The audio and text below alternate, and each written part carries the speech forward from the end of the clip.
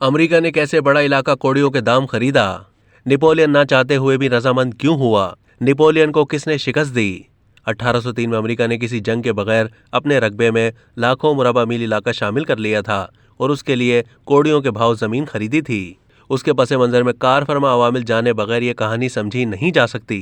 50 रियासतों पर मुश्तमिल अमेरिका जब 1776 में बरतानवी नौआबादियत से आज़ाद हुआ था तो उसकी सिर्फ 12 रियासतें थीं। इस नई कायम होने वाली रियासत ने 1778 में अपना आइन भी बना लिया था।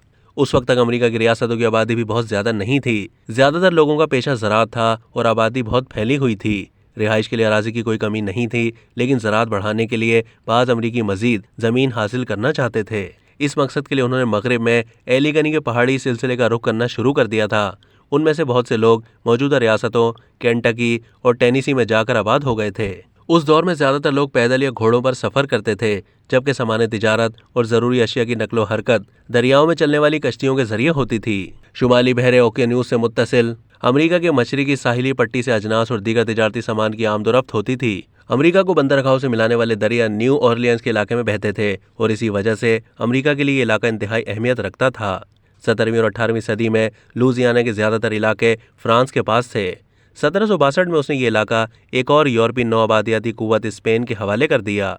सन 1799 में पहले इनकलाब की हंगामा खेजी से निकलने के बाद जब नेपोलियन बोनापार्ट की क़यादत में फ्रांस एक मरतबा फिर ताकतवर होना शुरू हुआ तो उसने स्पेन से एक खुफिया मुआहदे के तहत इलाके वापस ले लिए, जिससे सदर जेफरसन की तशवीश बढ़ गई।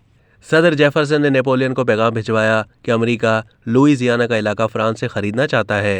2 मरतबा इस पेशकश को ठुकराने के बाद कुछ ही अरसे में हालात ने ऐसा पलटा खाया कि नेपोलियन को इसे तस्लीम करना पड़ा। सेंट डोमिंगो का जजीरा गुलामों की तिजारत के अहम मराकज़ में शुमार होता था। अगरचे फ्रांस यहाँ पहले तसल्लुत कायम कर चुका था, लेकिन 1791 में गुलामों की बगावत के बाद यहाँ हालात फ्रांस के काबू से बाहर थे। नेपोलियन को उस वक्त हैरत का झटका लगा जब साबिक गुलामों की मज़ामत ने उसकी फ़ौज को पसपा होने पर मजबूर कर दिया। नेपोलियन ने इस मज़ामत को कुचलने के लिए मज़ीद फ़ौज भेजी, लेकिन इसे भी शिकस्त का सामना करना पड़ा, जिसके बाद नेपोलियन अमेरिका की पेशकश तस्लीम करने पर मजबूर हो गया। अप्रैल 1803 में नेपोलियन ने पेरिस में एक दफ्तर में अमरीकी सिफारतकारों को मुलाकात के लिए बुलाया। नेपोलियन खुद तो बराह रास्त उन मुज़ाकरात में शामिल नहीं हुआ, अलबत्ता इस मुलाकात में एक फ्रांसीसी अहदेदार ने अमरीकी सिफारतकारों को ये पेशकश की कि अगर अमरीका न्यू ऑरलियंस की बंदरगाह के साथ लुइजियाना का इलाका भी खरीदना चाहे तो फ्रांस इस सौदे के लिए तैयार है। 20 लाख मुरबा किलोमीटर के इस इलाके की कीमत $1.5 करोड़ तय पाई। ये कीमत इतनी कम थी कि अमेरिका को 1 एकड़ ज़मीन 3 सेंट से भी कम कीमत में पड़ी। खरीदारी का यह मुआहदा 30 अप्रैल 1803 को तैयार किया गया और 2 मई को इस पर दस्तखत हुए, जिसके बाद 7 महीने के अंदर फ्रांस ने इस पूरे इलाके का कंट्रोल अमेरिका के हवाले कर दिया।